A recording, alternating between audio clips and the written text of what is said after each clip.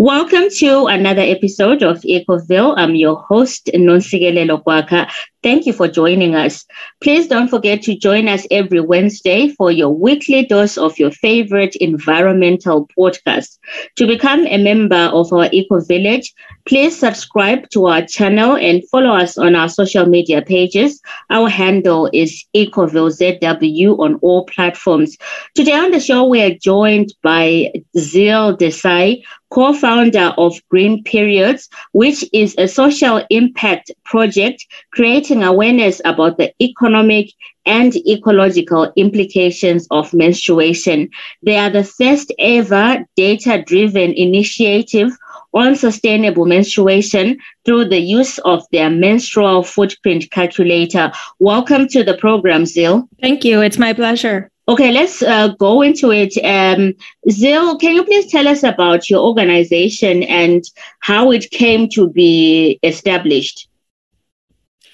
Green Periods, like you mentioned, is tackling some problems around menstrual health, the ecology or the environment around us, as well as the economy that is associated with 40 years of menstruating in a lifetime. So on average, anybody who is a menstruator, and we use this term, which is trying to be inclusive of people who not just identify themselves as women, because not all women menstruate, and not all people who menstruate identify themselves as women.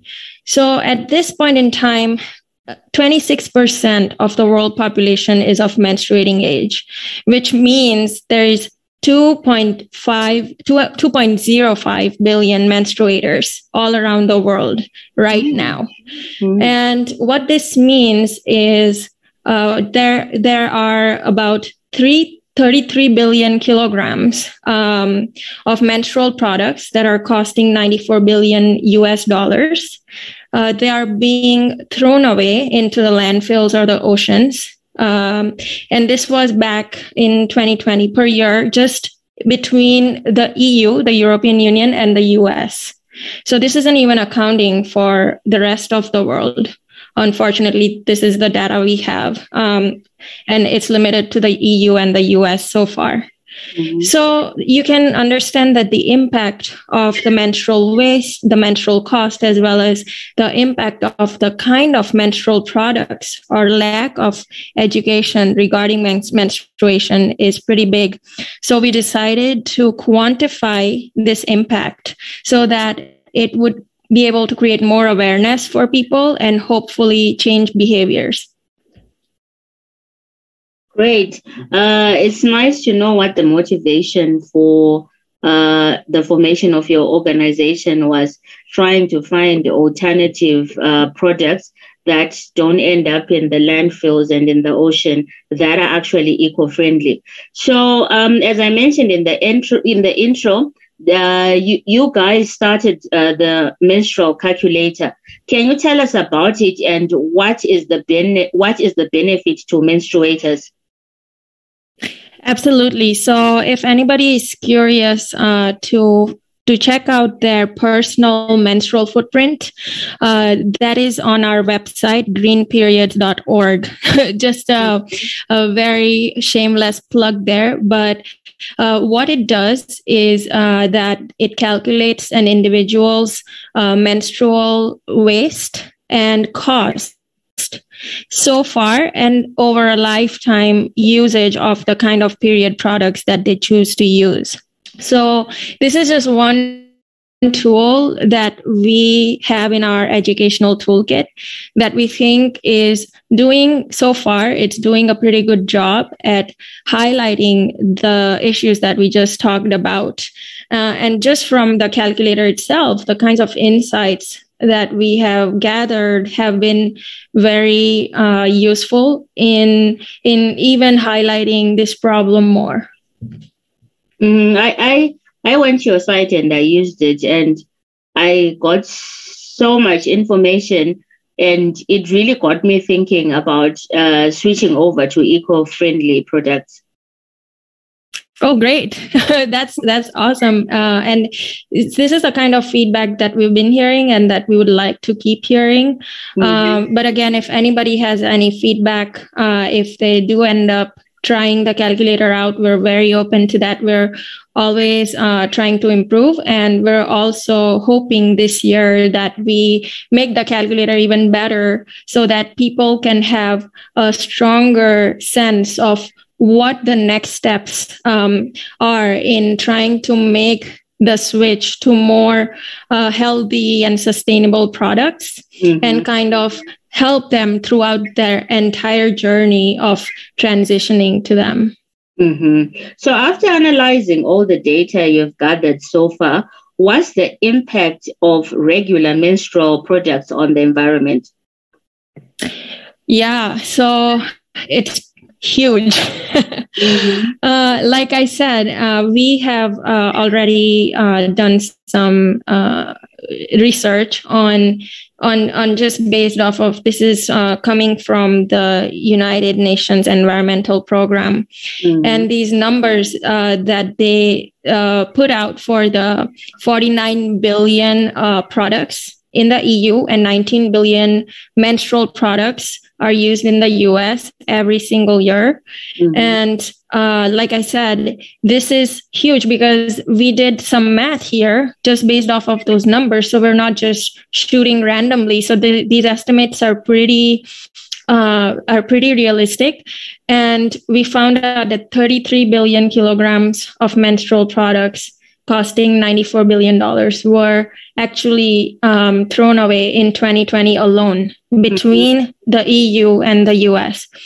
From our calculator so far, what we have found is that the average waste, if a menstruator is only using reusable products over a lifetime, so that means 40 years, which is an average amount of time that a person spends menstruating.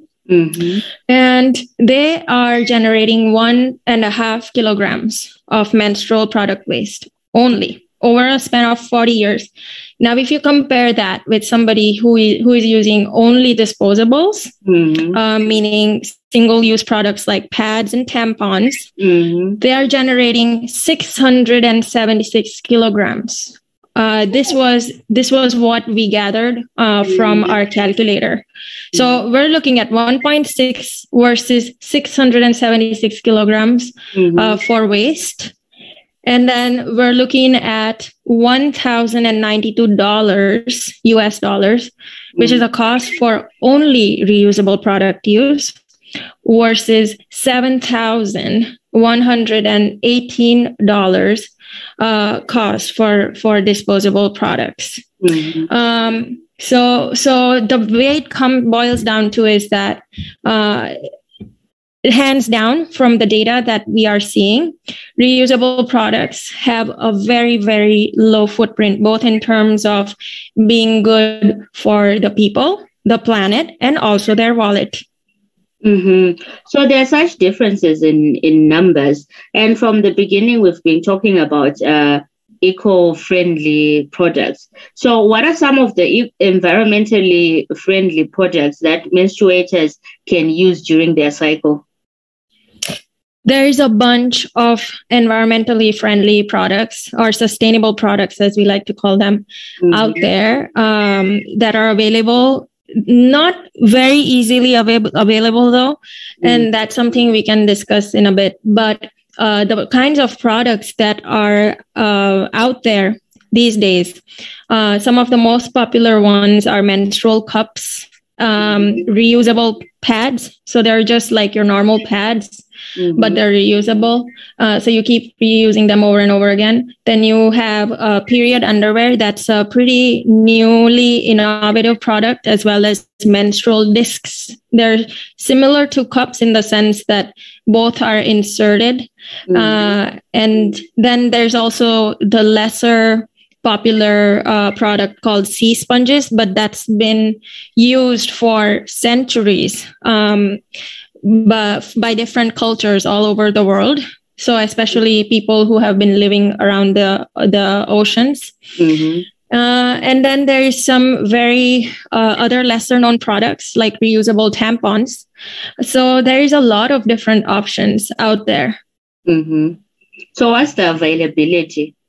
Because some of the products you were saying, I've never seen them here in Africa. I think I've only seen reusable pads and menstrual cups.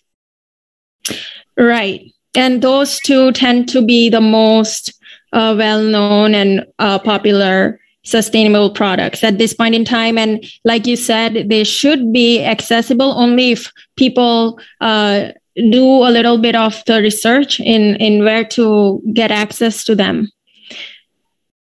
Okay. And how do you think eco-friendly or sustainable menstrual products can contribute to ending period poverty in different parts of the world? Yeah, there is approximately 500 million menstruators who are suffering through period poverty in the world. What it means is that they lack access to menstrual products because of either lack of education or lack of sanitation facilities or just lack of affordability, that there are people who are having to choose between food and menstrual products every single month. And they are obviously choosing food and they are suffering every month because of period poverty.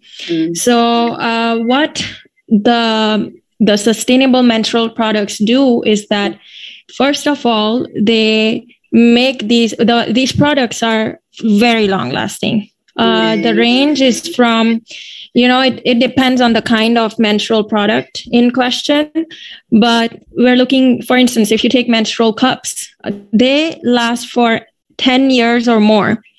I've been using the same cup myself for the last 13 years, and it's nowhere close to being changed. And that's the only cup I've used. You have menstrual pads that last for at least 5 years if cared for properly. Sea sponges, they don't last as long, like 5 to 6 months, because they are very delicate. They're actually sea creatures. Yes.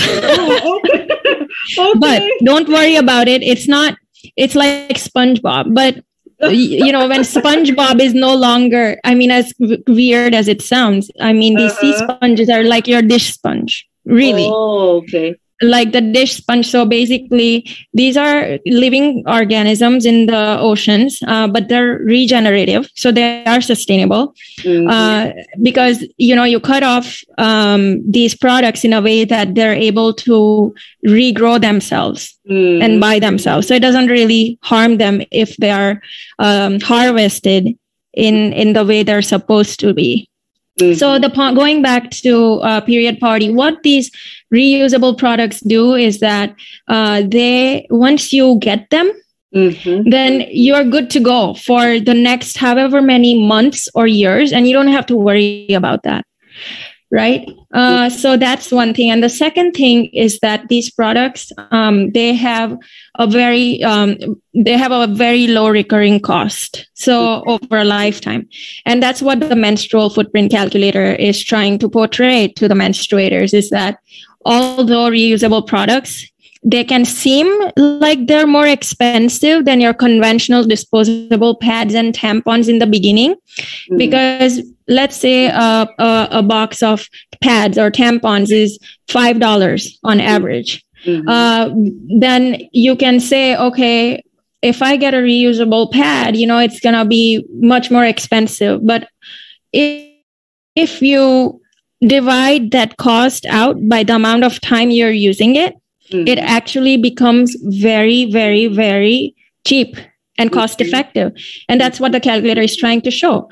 In fact, in the calculator, it even shows the amount of money if you were to save by switching to reusable products. And if you were to invest that disposable product money that you're spending over 40 years, and you were to invest that, it will show you actually in the graph at the end page of the calculator how much you would save.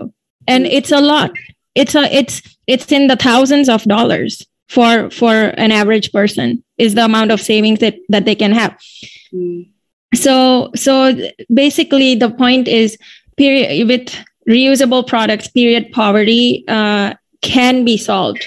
And I would just like to add lastly that there was a pilot study done by an organization called the Cup Effect in refugee camps in Malawi and drought-stricken areas of Kenya in Africa.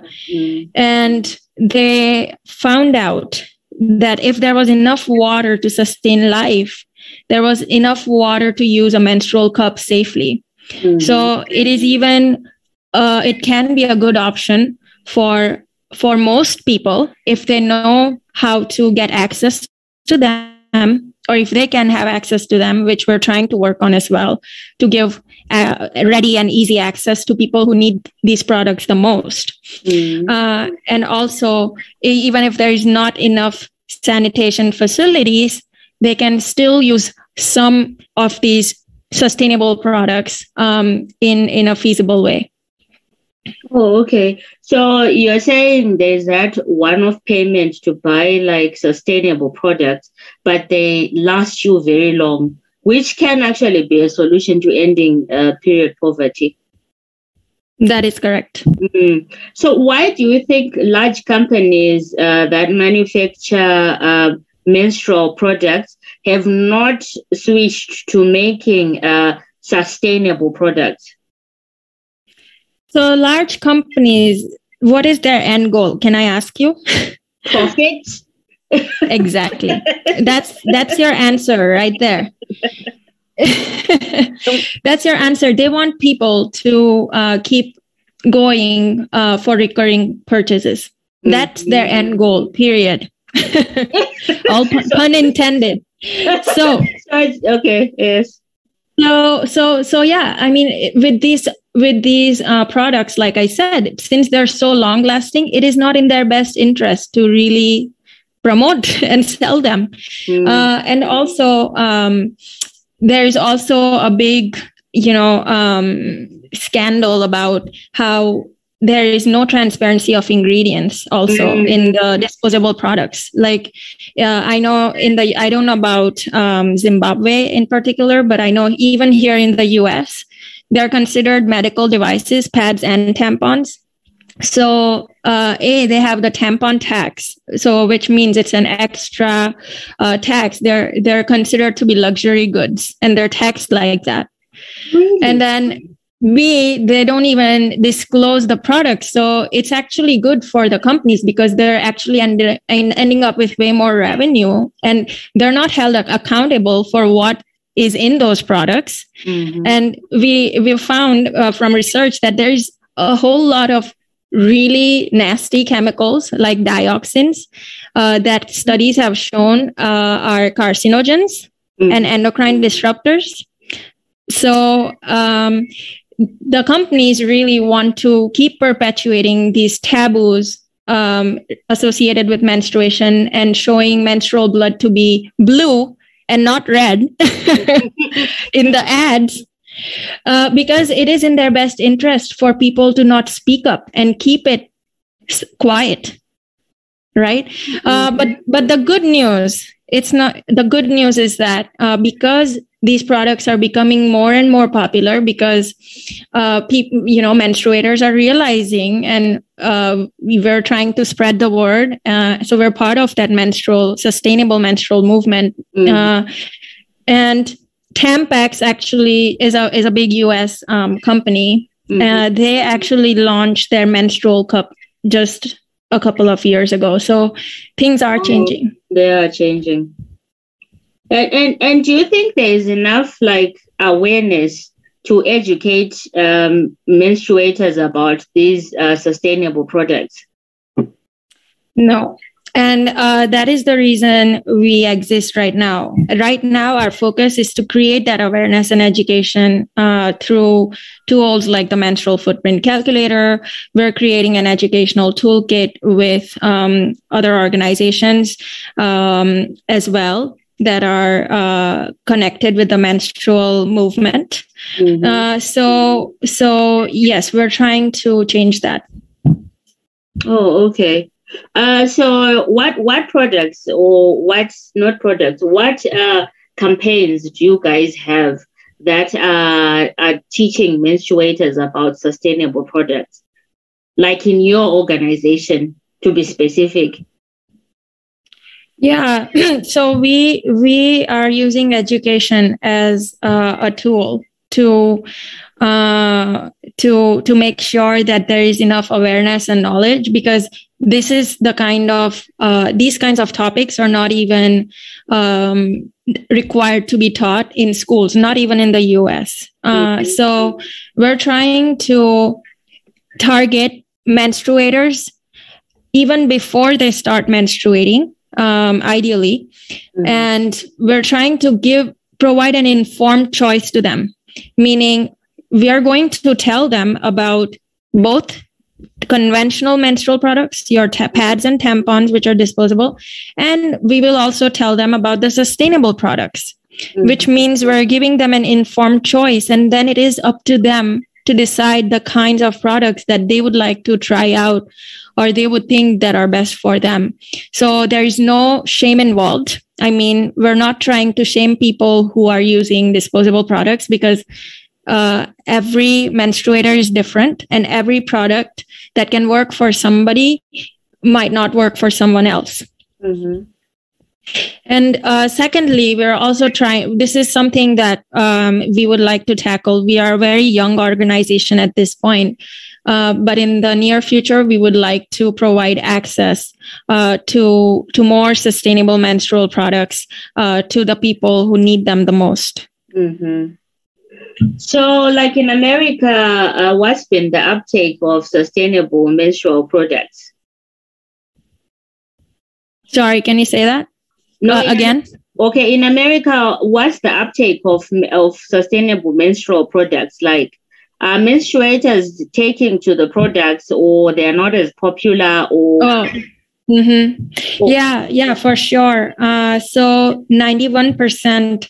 Okay, this number is coming from a study that the National Institute of Health did in the US, and they did this study specifically for menstrual cups, and they found out that 91% of the people that were part of the study were willing to switch to sustainable products.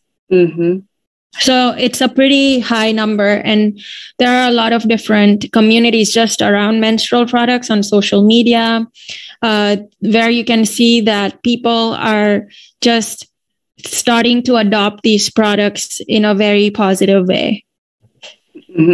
So lastly, how do you think menstruators can actually be encouraged to start using sustainable products? So, like I mentioned, education is the key here. We really believe that knowledge is power, and that is a missing piece. Study after study around the adoption of more sustainable menstrual products has shown that education is the missing piece. So when menstruators have access to this kind of knowledge, and a complete knowledge, not just half knowledge or false knowledge, that's when that is the first thing. This is what Green Periods believes and stands for.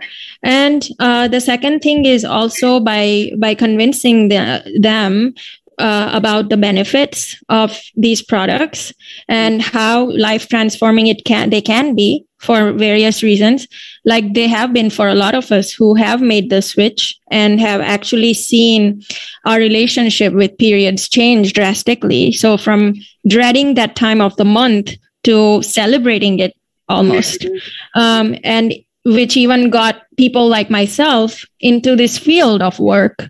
So just by sharing our story, basically, and having a voice in this menstrual movement and removing the stigma and taboo around these very unheard of topics like menstruation. I think so. There are a couple of ways that we can encourage people to switch to more sustainable menstruation, and not only menstruation, but having an overall sustainable life in general. And this is just a very small part of opening people's eyes to what a small change in your life can have, how a small change can have a very big impact.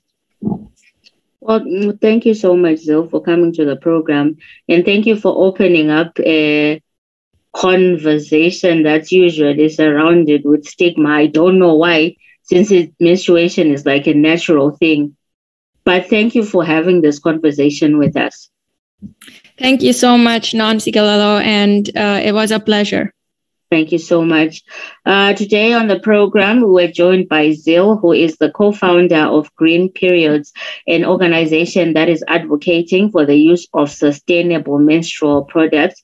Thank you again to all our listeners. Please don't forget to subscribe, like, and follow us on our social media pages. Join us next week for another episode. I'm your host, Nonsigalelo Kwaka.